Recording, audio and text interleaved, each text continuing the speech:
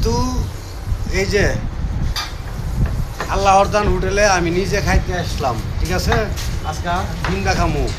তবে আপনাদেরকে বলি, যারা নিরস মানুষ, নিম্নয়ের মানুষ, গরিব মানুষ, তারা এই আল্লাহর দান হোটেলে প্রতিদিন চলে আসবেন। Marjal bus stand, Raipura Narsingdi.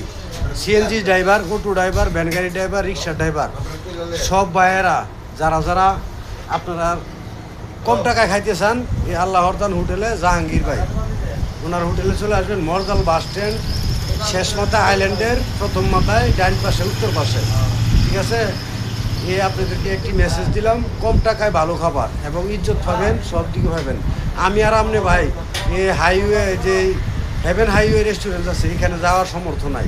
আমরা এখানে খাবো, ভালো খাবার খাবো।